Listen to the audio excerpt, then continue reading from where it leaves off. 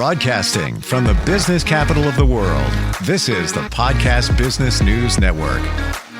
So glad we're going to talk with her today because the timing is perfect. The start of a brand new year. Lots of us view it as a clean slate and maybe contemplating making some change. Maybe you're at a crossroads trying to decide. Maybe you had a life change, maybe a divorce, and you're wondering what path you should take. Or maybe you just have that feeling that there's something more out there for you. Life could be okay, but you're feeling there's more, but you're really not sure what it is yet or how to even figure that out.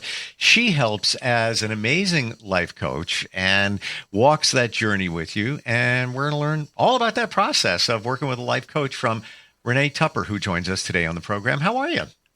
Good. How are you? Really good. Really good. And if I could go back in time, I would have hired a life coach. At what stage? There's always time for one, but I'm saying back in the day, I didn't see what they do because I connected it like many do with therapy. Well, I'm talking to a therapist. Why do I need a life coach? It is different, right? Can you explain the differences for us? So therapy, I think of as, you're kind of rehashing things that have happened in your past and how to get through it and how to deal with it and all those things. And it matters. It's definitely significant. And a lot of people need to go through that kind of work to get to where they need to be. But life coaching is more of where are you right now? And where are you trying to get to? And how do we get you there? So it's all about action steps and accountability. And I think of myself as a professional cheerleader. You know what I mean? So a therapist may be talking about stuff that happened with your mom or what have you, or, childhood stuff. I want to know where you want to be. So I'm looking more towards the future and how can I get you there? And what do you want for yourself as a, in your life? What brings you joy and how do you get more of it is the way I like to start most talks with people. Do you find that people don't even know where to begin in the direction of their change? Yes, I do. I do.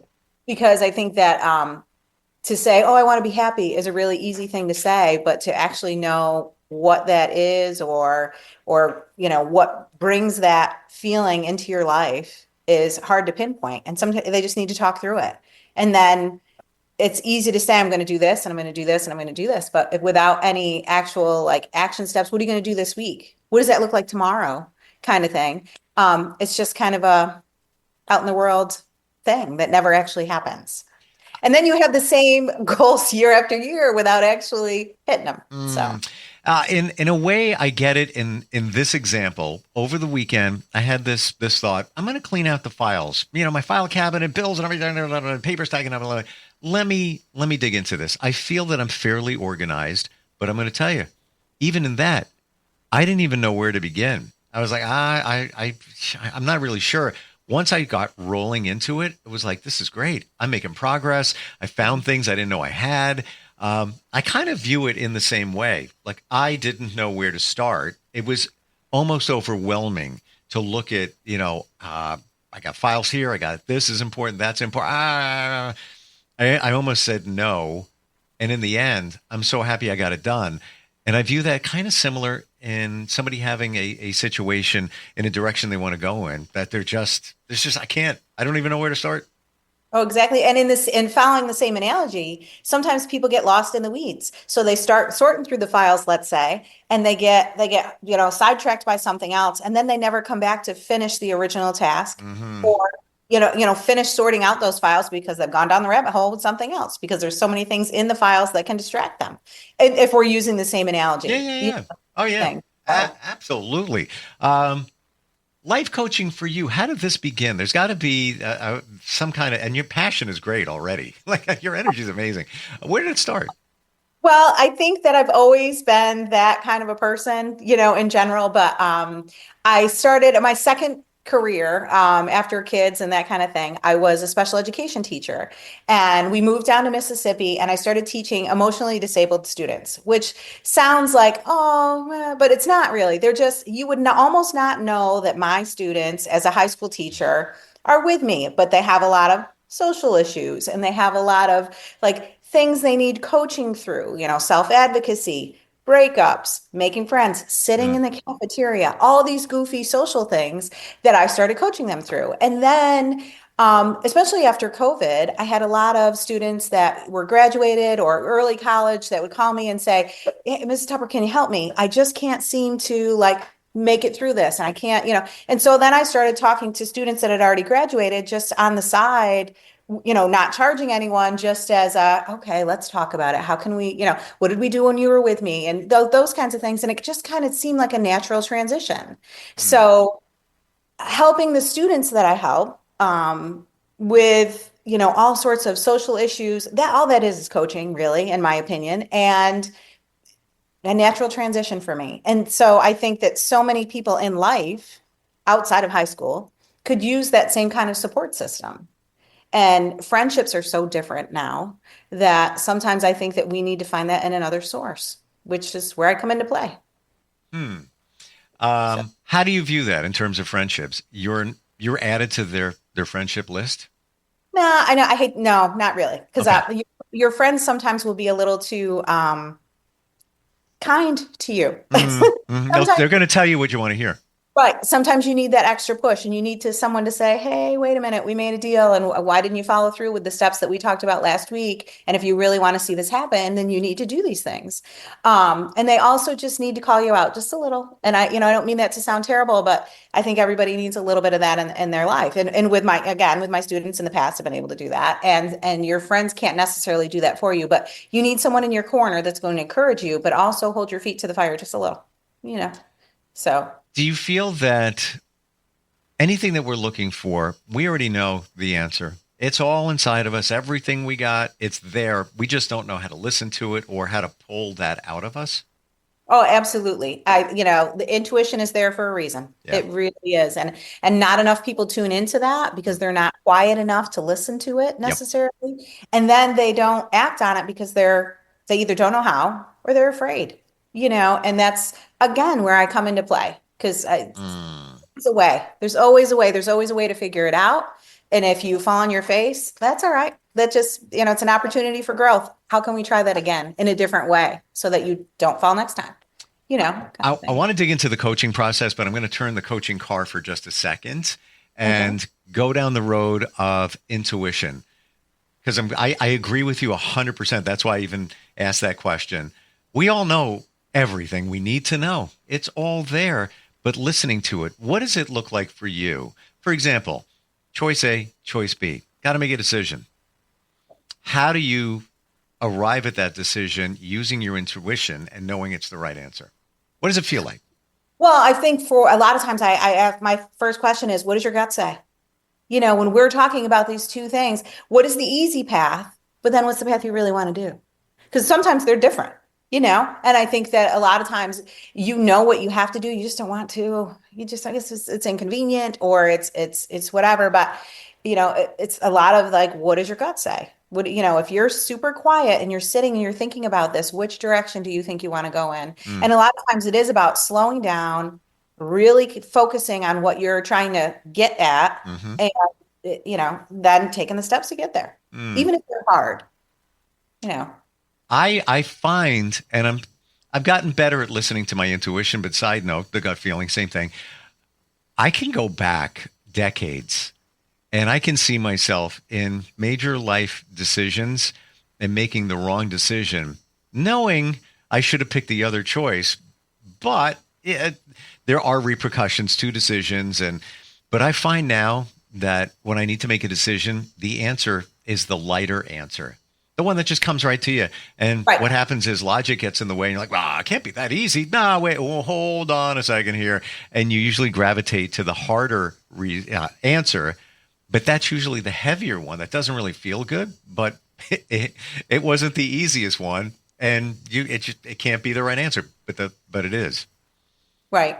I totally agree.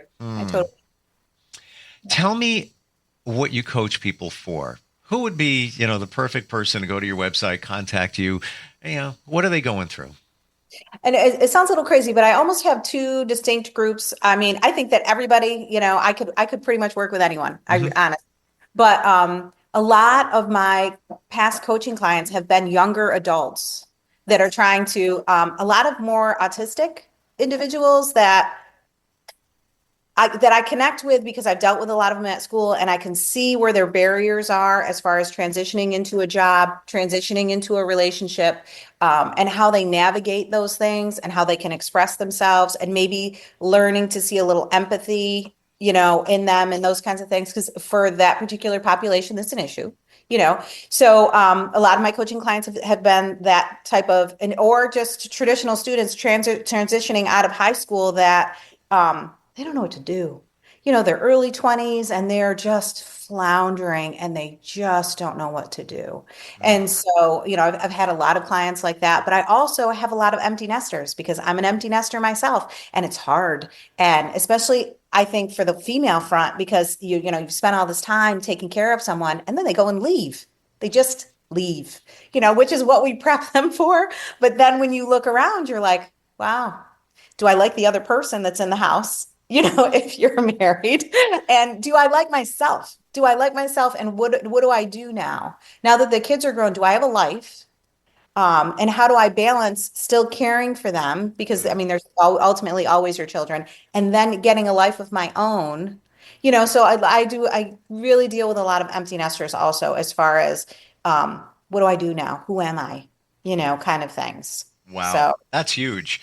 they're two really different groups, but they're just a Oh weird. yeah, oh yeah.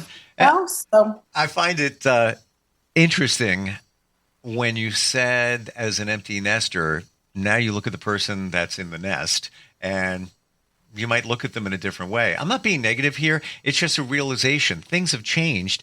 The yes, family dynamics have changed. Sometimes kids can be the buffer, and now it's a one-on-one with this person after many years. In the beginning, it was one-on-one, right? But now, right. now it could have changed, and it's maybe time for a reevaluation. If you're feeling that, do you feel that before anybody can really pilot their life the right way, that they need to love themselves? Yes.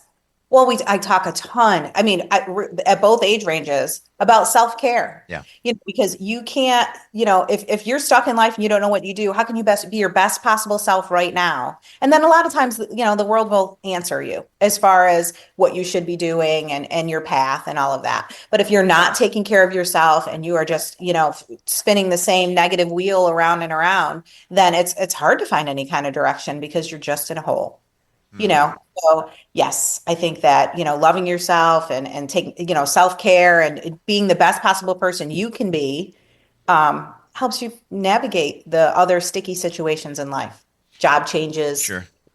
Yeah. marriage changes, whatever. So Sometimes it takes major situations for you to realize that, but when it comes down to it, nobody's going to take care of you better than you. Nobody's going to love you better than you.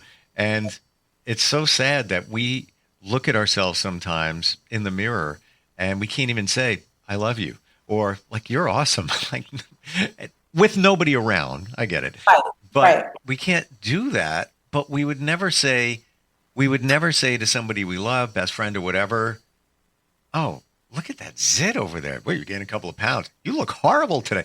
You would never right. do that. You would So never. mean to ourselves. Right. Yes, we're so just awful to ourselves. Yeah. Exactly. And I tell people all the time, you can't pour from an empty cup. Like if you have nothing in there, because especially women are, like how do I take care of my adult children in in a different kind of way and still feel needed and all the things. And I'm like, well, what about you? Like, how do you, if you want to be an example to your children, show them how they should be loving themselves first. Because we are a window to the world as far as that goes. And if we want to teach our kids how to take care of themselves and how to, adjust well later in life, we have to do it ourselves. So It is so true.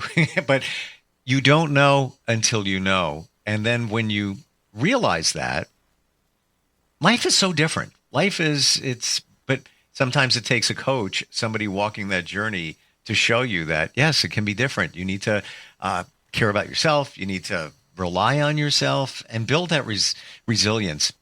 What are your suggestions on that? For somebody that feels defeated, maybe in the victim mode right now over something. How do you get out of that? How do you crawl out of that? Well, I think a lot of times you have to be able to take a step back and say, okay, maybe I'm not in a good place, and approach life with a little bit of humor and a little bit of forgiveness for yourself, because we have all, as parents or spouses or just people, made all sorts of mistakes, and you can't dwell on it, and you just have to be able to say, okay, I shouldn't have done that. How can tomorrow be better? And it's all incremental. I don't think that anybody wakes up and completely changes their life today. They're all small steps. How can you be just a little bit better today than you were yesterday? Because, you can't, I tell the kids all the time, which, especially my autistic kids are like, Miss Tupper, what are you talking about? Like, how do you eat an elephant? It's one bite at a time. You know what I'm saying? Hmm. And I've actually had a couple of my kids be like, Miss Tupper, I don't want to eat an elephant. I'm like, okay, missing the point here, guys. But it's just small steps. How can you be just a little bit better today than you were yesterday? How can you be a little kinder to yourself? And how can you make progress, whether it's weight loss or just physical activity, all the positive endorphins, go outside, Mm. go outside. It will make you feel better, I promise. Like all of those kinds of things. What brings you joy? Even little incremental pieces of joy. How do you incorporate more of that in your life? I call them glimmers, and I guess it comes from glimmer of hope. But those little things that just make, oh, hey, you doing there? That's a big dog. I have two Great Danes. Oh Yes. wow, wow! It's so cool. Like he or she's head is like full frame there. Sorry. Wow! I just want to go over there and like give your dog a hug. Um, I lost my train of thought. I wasn't expecting I'm sorry. that. No, it's great. It's awesome. My dog would be here, and he's the best, well behaved, all of that. One challenge: whenever in this office building, the AC or the heat comes on for a split second, it goes boom. And he flips out, like he gets all nervous and everything. Yeah, it's the weirdest thing. Other than that, he's chill, no problem. I guess it's just the frequency, the noise, whatever. Um, Going back to the coaching level for you, uh, where does it start? Do you get into somebody's backstory, like you said before, with the therapy aspect of it? That goes into your past, and there's a place for that, but do you need to identify as a coach those things in somebody's life that may have impacted their life before you can move them forward? Oh, absolutely. Yes. Yes. You need to know the backstory just to know what matters to them. Where are their values coming from as far as what's important to you? Why is that important to you? How does that play into your life? How has that served you in your past or not served you as far as that goes? Yes, it is super important to get to know someone before you ever try to, Sure. connect. Because without a relationship, without them feeling comfortable with you, nothing's going to happen anyway. As far as the coaching relationship, Sure. really need to make somebody feel comfortable. And I think that takes a couple of conversations before somebody can really relax and show you who they are and what they need, you know. I feel that you're an empath. Am I right in saying that? Oh yeah. Yeah, for sure. For Yeah. sure. Yeah. It's you ooze it. Like it's there. Like I feel that you pick up on people and you have not a judgment, but a read on them, and maybe a little intuition going on there too that helps you. It's almost like a running start when you're working with somebody. Yes, yes. Well, and I am that person that, like, again, bringing it back to school, like the first kid that I ever really coached after he graduated, we only met because I saw him in the hallway sitting with his, head in his hands, and I squatted down next to him and I was like, buddy, what's going on? And like then he would come to my classroom, and he talked to me for years after high school, and COVID was so hard for him and being isolated, and he Ooh. just couldn't. He had a lot of social issues, and he was trying to get in the military. So we talked about him taking the ASVAB, and I coached him through that. I do a little bit of academic coaching as well, just because, I'm a resource teacher, and I know a little bit about a little bit of everything as far as that goes. So I'm really good in math and, those kinds of things. So, I do a little bit of that as well. So I connect with people easily, especially if I can see someone struggling, then Mm. I don't know. I've always been that way. So When you see somebody struggling, do you innately just want to help them? I do want to see what's going on. Yeah. Yeah. Yeah. can I do something for you? And it's going to get better. It's just going to get better. Hold on just a little bit longer. Yeah. It's, We're going back in your past. You're facing your younger self. What would you tell yourself? relax. I was so uptight as a teenager and all of that. And that's part of why I went into teaching and that kind of thing. I had so many people as a super young person that helped me along the way. Coaching at that time, if you would call it that, and looking out for me and trying to help me on a path. And I would just tell myself to just take a breath. Not everything is so serious and not everything needs to be such a big deal. And just relax a little bit. Yeah. Yeah, So we take it as, and I don't, it doesn't matter what generation, we take things a lot more seriously than we should or need to. And along the same lines, if I was looking at myself when I was younger, it would be definitely relax and don't worry what people think. Who cares what they think? But we get wrapped up in that. And even more so nowadays, especially teen girls, because of social media, everybody's worried about the other one and what they're thinking. And it's all a show. It's a facade. It's not even real. right. And 10 years from now, will you even remember this instance? This instance that is controlling your whole life and your whole mindset right now. 10 years from now, will this matter? Good point. So yeah. Yeah, those things that we put the microscope on, and it's such a big deal now, and it's a blip. Your life is this long, and it's like one little blip, but it's a big deal at this moment. But then again, that's where coaching comes in because we don't realize it. We're in it. You're flying above the bleachers, so to speak, and looking down for what the whole situation is. It's tough to see it when And you're in also it. be grateful. I would. And I would, yeah, gratitude. I would tell my younger self to just, again, relax, take a step back, and be grateful for what's in front of you right now because you're missing it.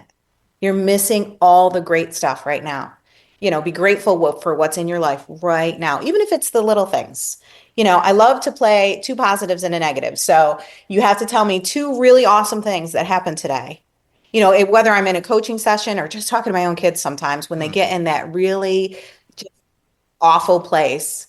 You can't complain about something that's happened today until you tell me two awesome things about yourself or about the day that have occurred. And they have to be heartfelt. You have to really think about them. And then if you want to complain about something, feel free. So I think that a lot of times if you just really took a breath and were grateful for things in your life, you would have a different outlook and your day would be different. And then it's you got the ball rolling. To positivity and that kind of thing. I love that. Two positives and a negative. I got to remember that one. That's a good one. It is. Even for yourself when you're like, girl, because I'm human. Sometimes I need to remember that for myself as well. Sure. But you know what I love most about it? It keeps it real. Instead of, putting the rose-colored glasses on and like everything's happy, happy, joy, joy, butterfly, sunshine, lollipops, and all of that. All right, let's look at two really good things. But life isn't just that. There's going to be some negative there. Stuff in there. Yes. But let's just keep a little bit of perspective on whatever awful thing you think is happening right now. Right. I think by doing that, you have the realization that it's really not that bad, that negative thing. Just perspective. We have to deal with that negative thing and we have to get by it. But, there's other things there too. You said something before now. And that was my game changer 4 years ago. Somebody said that to me. Why don't you ever live in the moment? And I said, I don't know what you're talking about. No, you live in the past, you live in the future. You're not living in the moment. And I didn't even know what they were talking about until I processed it. Took a little bit of time. And I was like, oh, now I get it. And if you take this second right now and slice it, bam, right there, or that one, or that second right there, what's wrong with it? Nothing. There's nothing wrong. Right. And don't miss the beauty in every day because it's there. You just got to look for it. Yeah. Well, we all have choices. You need to be intentional and make that choice for sure. Exactly. Yes. So make the choice and change your life in 2025 with a life coach. You are so approachable, so grounded, so positive. And I really mean that. It's so easy to talk to. We're out of time. I don't want to stop. How do we? Okay. Yeah. How do we find you? How do we connect with you? I have a website. It's lifecoach-inspired at .com. And, people can email me. That's lifecoachinspired at icloud.com. Again, going to the website, it's got my number on it, all that kind of stuff. So. And you're not just anybody, you're certified in this, but I love the fact that you're connected through your other work. And you also see it through both eyes, whether somebody's younger or somebody's older. Isn't it amazing, the parallels? Like you said it before, if somebody's younger, they may be going through some isolation, not even just COVID, but just in general. And then an empty nester situation, you got the same kind of isolation, different situation, but it's still there. And the sad thing for me, for the empty nester, is they almost feel like they don't have a right to be sad. That opens up a whole new thing. But yes, absolutely. Renee, great talking with you today. Thank you so much for the insight, and appreciate you being here. And maybe someday we'll get a chance to talk again. All right. Thank you so much. I appreciate it. Thank you. We'll be right back.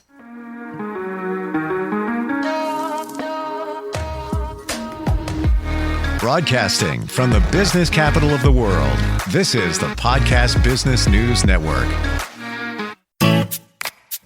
Hi, this is Terry Crews, actor, former football player, game show host, father of 5, and all-around big dude. I'm also an expert on drama. I know all kinds of drama.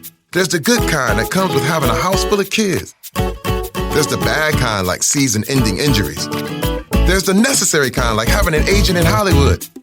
And there's silly drama, like the drama around my percolating pectorals. And then there's the drama you can skip. Skip the drama that comes with not having your high school diploma or equivalency. Find free adult education classes near you and finish your high school diploma. Visit finishyourdiploma.org. Or text diploma to 97779. Message and data rates may apply. Reply STOP to opt out. That's diploma to 97779. And leave the drama to actors like me. Brought to you by the Dollar General Literacy Foundation and the Ad Council.